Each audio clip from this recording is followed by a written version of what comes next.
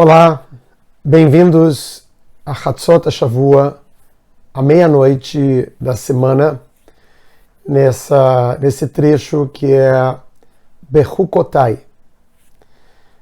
É um final, é o texto final do livro de Levíticos, e nós vamos tentar entender o conteúdo dessa última leitura e como ela, de certa maneira, se relaciona com esse livro que a gente veio lendo, tentando trazer aqui uma série de conceitos sobre a dimensão do sagrado, conceitos que fugiam um pouco a todo, digamos assim, a nossa forma mais intuitiva, objetiva de olhar as coisas, e nos trouxe aqui a compreensão do sagrado, nos trouxe a compreensão do que é kasher e não kasher, do que é apropriado e não apropriado, do que é puro e impuro, conceitos extremamente sofisticados e demandando sensibilidade, a ponto da gente chegar às leis de Kedoshim, que eram as leis mais sutis de como a gente deve se comportar. Esse último trecho abre dizendo: Im bechukotai telecho, se vocês cumprirem com os meus direcionamentos.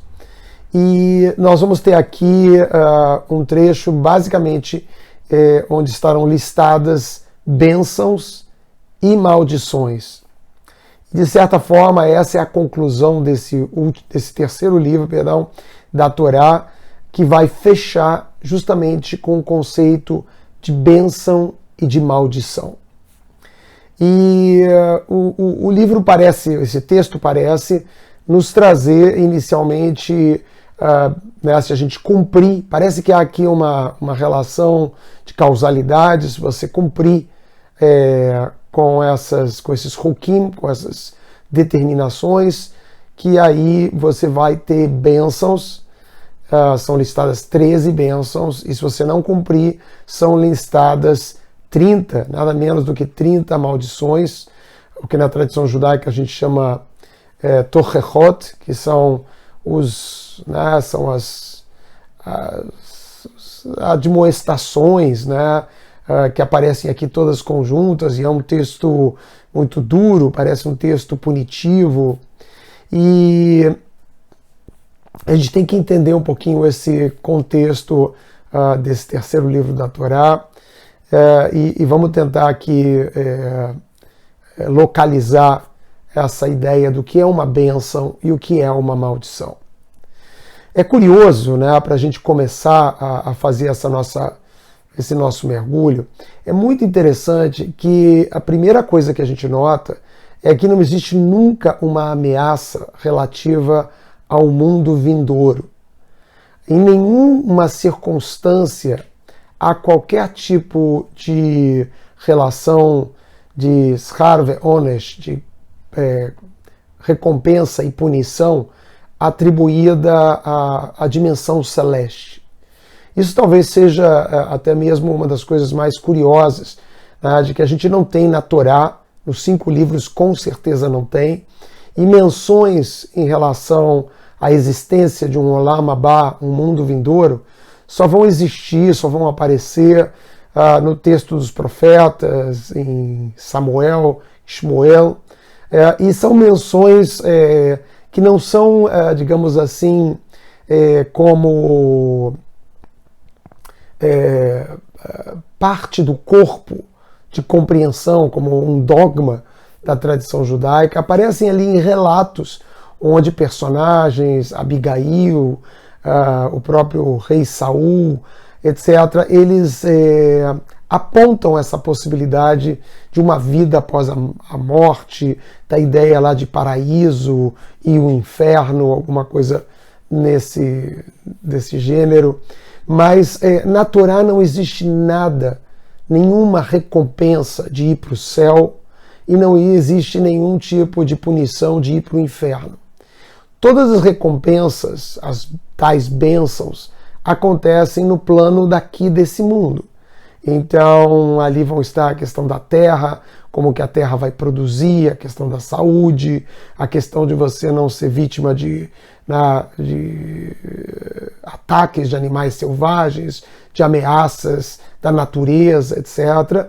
Né? Essas são as bênçãos, né? E as maldições, elas são formas, digamos assim, de custos, né?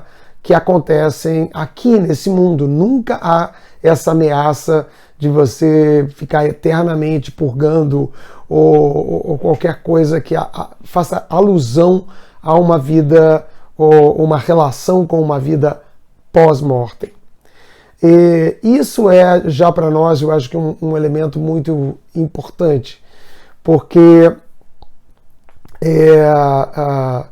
por um lado, existe aqui o senso de punição, né? Um senso, né, já que se vocês fizerem, tem essa recompensa, se vocês não fizerem, tem essa punição. Mas a gente vai tentar entender aqui, num plano mais, digamos assim, apropriado ao livro de Levíticos, esses termos, bênção e maldição. Porque por que não diz então você ganha a recompensa? Por que você tem a bênção? E por que não diz que você tem uma punição, que é a tal maldição?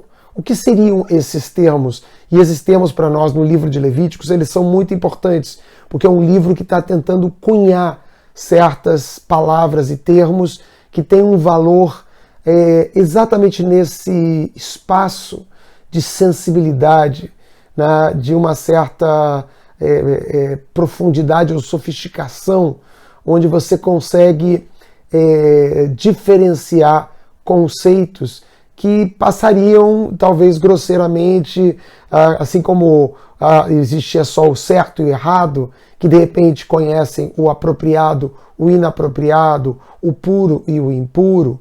Algum conceito aqui onde bênção e maldição não sejam grosseiramente somente uma recompensa e uma punição. Há todo um tipo de abordagem na tradição judaica para falar até por que as bênçãos vêm em 13 versus maldições em 30.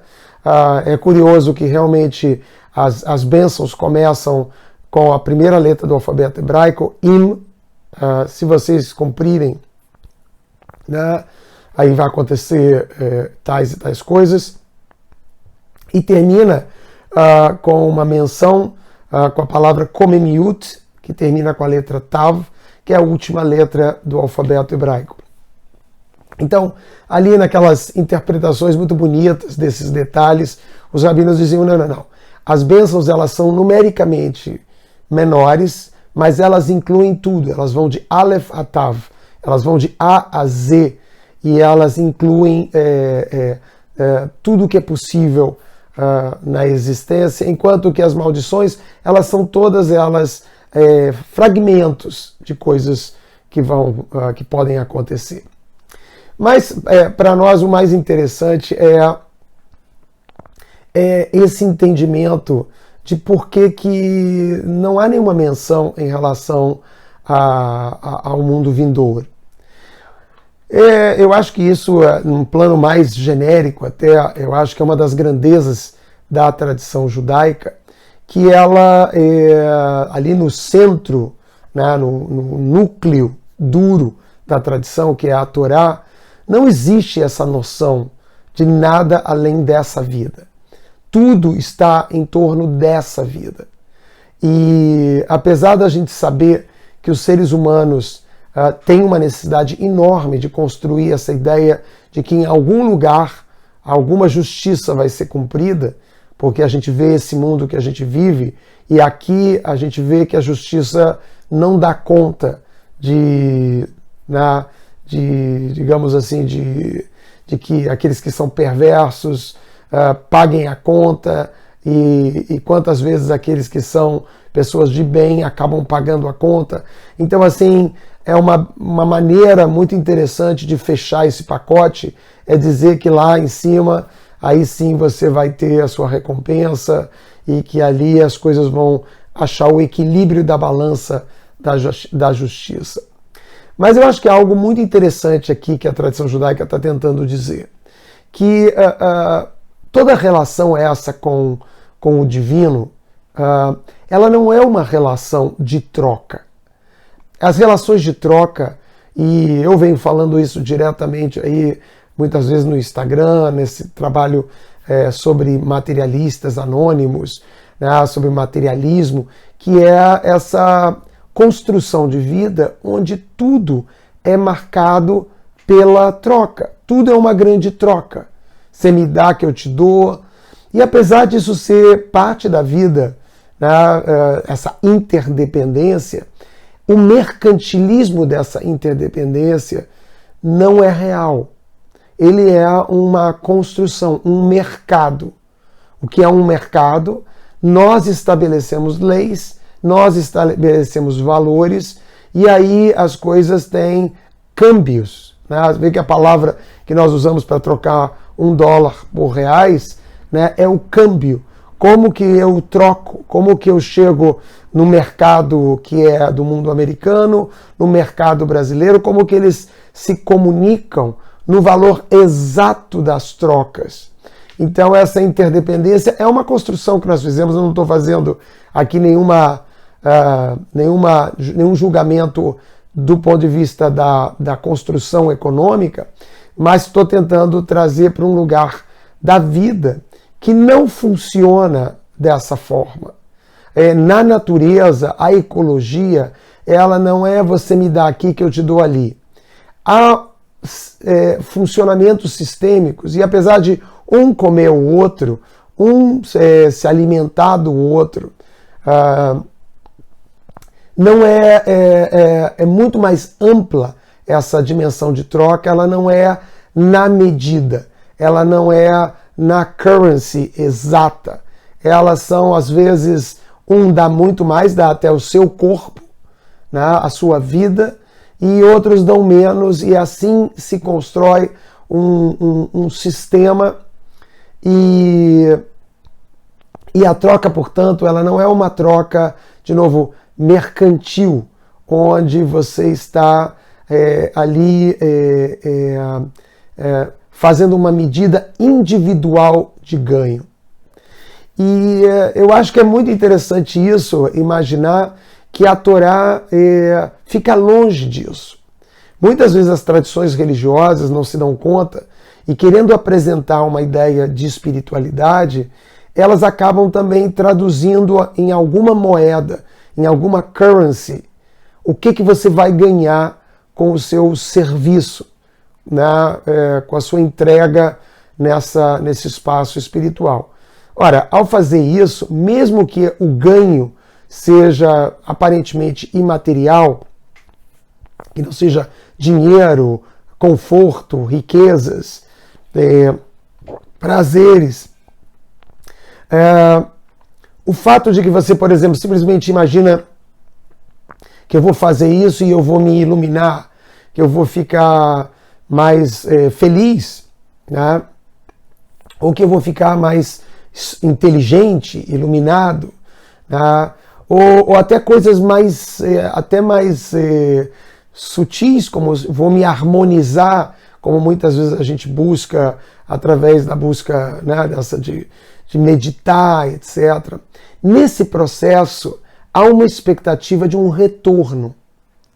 E aqui eu acho que há um elemento muito interessante, que é a noção não mercantil de retorno. Por isso ela é espiritual. Qualquer outra medida não é espiritual. E o fato de que a Torá não traz nenhum tipo de ameaça a algo que não seja da vida, coloca, obviamente, essas questões todas de recompensa e punição num lugar desse mundo, que são o lugar das reações, dos impactos que a gente faz, né? E esses impactos eles geram reações aqui nesse mundo. Então, é por aqui que esse lugar aí das reverberações do que a gente faz nos impactam. Mas eu não quero ir por esse caminho apenas. Eu quero tentar encontrar, como eu disse a vocês, uma noção do que é uma bênção, o que é uma maldição. Eu já tenho essa pista de que não é usado na tradição judaica essa recompensa e as possíveis punições e recompensas que a gente tem aqui, elas são simplesmente efeitos, né, de uma certa relação com a vida e não algo que implica, né, num revanchismo divino, onde Deus, de alguma forma, executa, né, e tem essa necessidade de sentenças o tempo todo para atender essa nossa demanda de justiça. O que eu quero trazer? Uma das coisas interessantes é que essa leitura ela começa im bechukotai telecho, né? Se vocês caminharem pelas minhas hukim. Hok em hebraico, acho que a gente até falou sobre isso, é uma das formas dos mandamentos. Existem mandamentos que você entende por que você não vai fazer, né? Não matarás. Qualquer pessoa com um pouco de integridade, honestidade, etc., vai poder chegar a essa conclusão. Essas são mishpatim, né? Em hebraico são juízos que a gente consegue chegar através do intelecto. Existem outras formas de mandamentos que são edut, que são comandos que vêm aqui simplesmente testemunhar uma festa ou costumes. E a gente tem hukim, que são as leis que não têm uma razão. Não é que elas não fazem sentido, elas não têm uma razão. E isso nos perturba muito, porque o ser humano ele considera que a inteligência é o aspecto mais nobre que existe no universo. E a gente categoriza assim porque é uma, digamos assim, uma capacitação top nossa. Então somos nós que imaginamos o universo tendo como topo da cadeia dos atributos a inteligência. Mas não necessariamente é assim. Talvez existam outros atributos muito mais sofisticados do que a inteligência. E né, essa é a nossa pegada, né, quando a gente está tratando de entender alguma coisa. Né? Para nós, o valor máximo é o intelecto capaz de entender para que fazer alguma coisa. Hukim, as leis que não têm uma razão. Não tem porque não tem. Não é que elas são irracionais. Elas não têm uma razão. E é muito interessante que aqui é essa palavra que está sendo usada. Se as minhas hukim, se vocês conseguirem acompanhar as coisas que não têm sentido, não é porque elas são sem sentido, é porque não existe sentido. Já vamos tentar explicar por que não existe o sentido, algo que já está perturbando qualquer pessoa aqui me escutando. Né? E um modelo, ou uma imagem muito bonita, é essa imagem que a tradição judaica faz, que a palavra hok, que quer dizer essa lei sem uma razão, ela é tirada da palavra hakiká ou hakuk, né? Alguma coisa que está entalhada. Lembram das tábuas da lei que são entalhadas? Né? Elas não são pergaminhos onde você escreve em cima a tinta. Elas são entalhadas. O que quer dizer um entalhe? Quer dizer que as próprias letras têm a mesma substância daquele material. Não há uma separação em substância entre o contexto, né, que é o material onde o escrito está colocado, Não há diferença entre a substância desse fundo com a substância da letra. Elas são a mesma substância. Então, aqui nós temos, eu acho que a boa pista para entendermos do que está tentando falar o livro de Levíticos no seu último capítulo. Para a gente prestar atenção no que é uma bênção e o que é uma maldição. Vou tentar, de alguma forma, definir isso. Bênção são todas as vezes em que nós nos sentimos parte, substância da mesma substância, da mesma matéria, né, a qual nós estamos servindo. Né? Essa relação com o divino, né, ela pode acontecer de mim, pessoa física, Newton, com o Criador.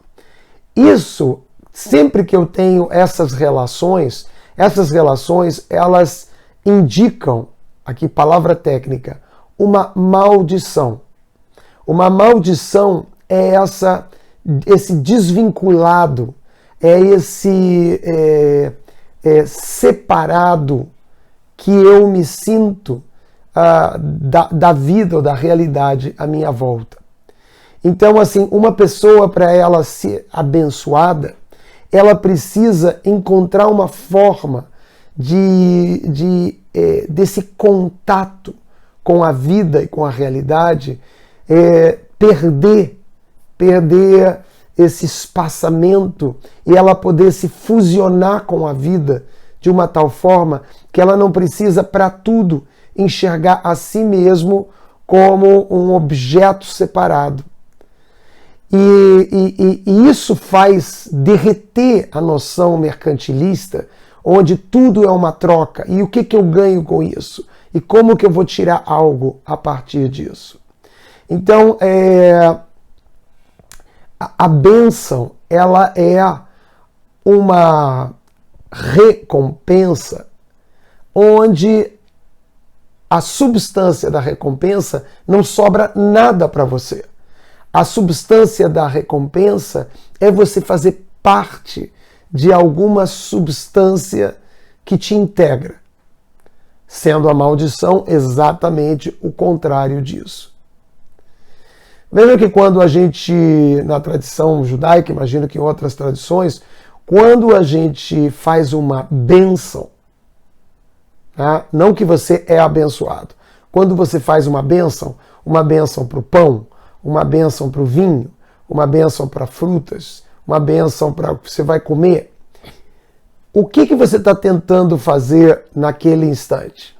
Você está declarando que aquelas substâncias que vão te suprir, nutrir, e são substâncias que são a maior recompensa que você pode ter, porque não há valor maior, apesar de você me dizer que um Rolex ou etc., não há valor maior do que alimentar a si mesmo, manter-se vivo.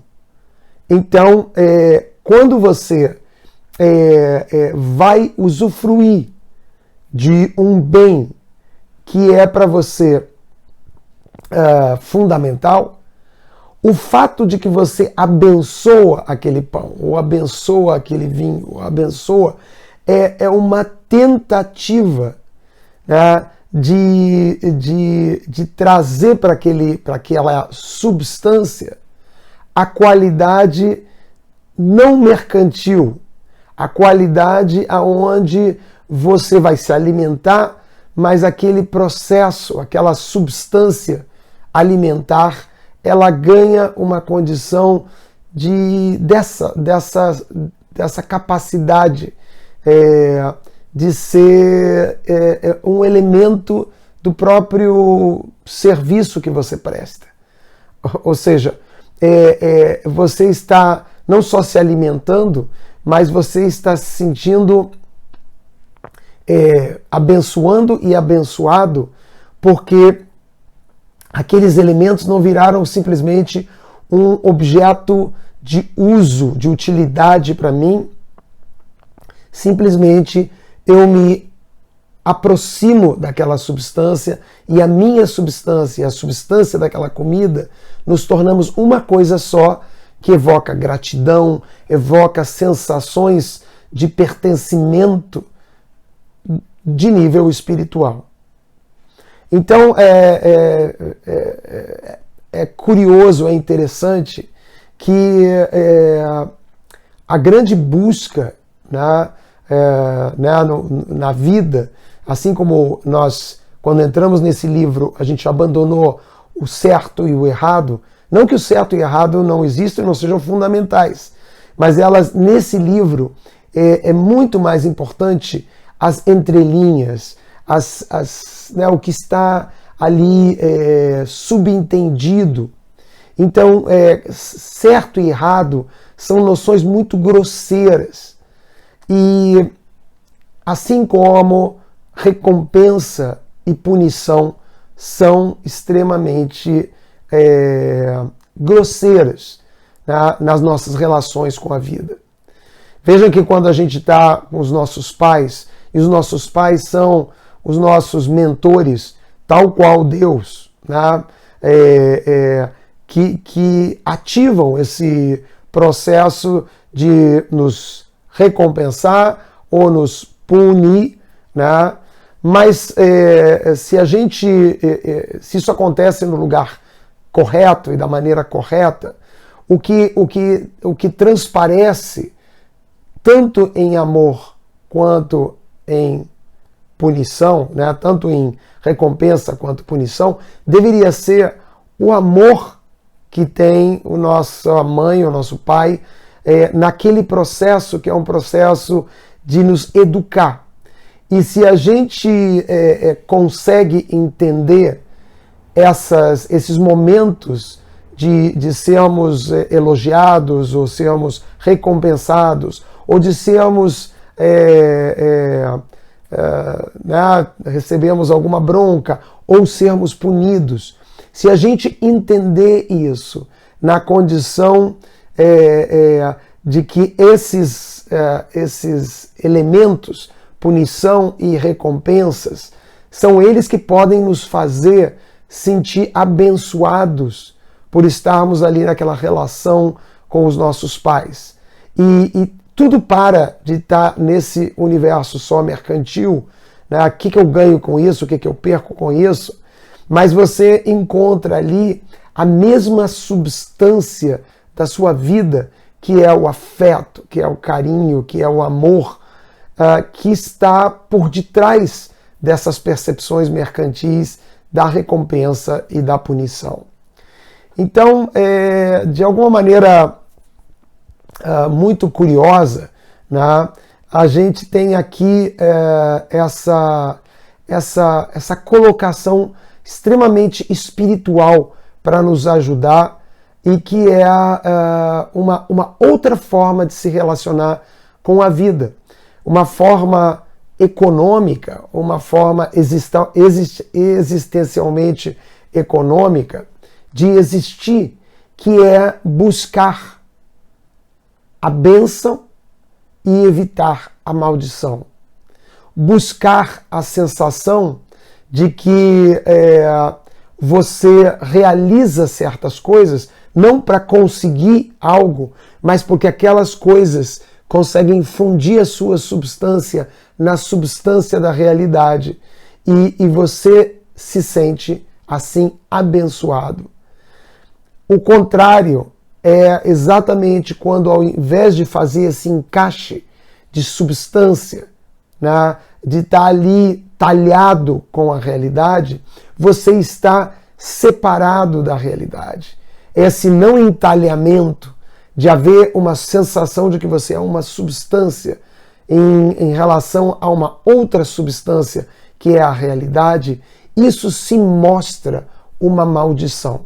Uma maldição que se multiplica, se fragmenta em inúmeras decepções, inúmeras desilusões, inúmeras frustrações que a gente experimenta pela vida fora, porque elas são essa incapacidade desse encaixe, algo diferente do que a bênção faz. Então, o final desse livro de Levíticos é um aviso muito profundo, de novo, na criação de termos que são basicamente espirituais. Assim como sagrado, né? O sagrado e o mundano são termos espirituais. O kasher e treif, o que é apropriado e o que é inapropriado, né? O que é taor e tamé, o que é puro e impuro, o que é baruch e o que é arur, o que é abençoado e o que é amaldiçoado. São termos, conceitos, para que você possa entender melhor, né, ou conhecer melhor a sua relação com a própria realidade. E esses termos, portanto, estão aqui num trecho que, para um leigo, para alguém que lê rapidamente, provavelmente vai estar imaginando um colégio interno, né, cheio de regras, onde se você faz alguma coisa certa, ganha uma balinha ou ganha uma estrelinha dourada, você faz alguma coisa errada, você ajoelha no milho ou leva uma reguada na mão, né? Essa construção equivocada, né, que muitas vezes até nas escolas religiosas a gente aprende, ela é uma leitura errada do que é uma bênção e do que é uma maldição. Não são recompensas e punições do mundo material, do mundo mercantil. São formas de entender custos de você conseguir se conectar com as leis, as hukim, os direcionamentos, mas não esses direcionamentos do pai, da mãe zangada, do juiz zangado, do padre, do rabino zangado. Né? Não é esse o modelo. O modelo é você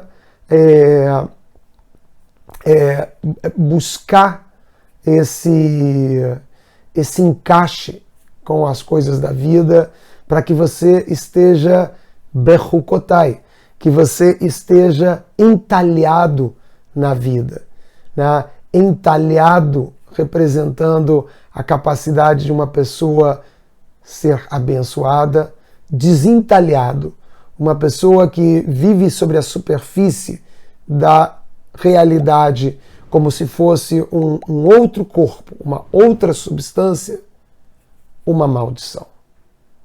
Conceitos interessantes para a gente pensar.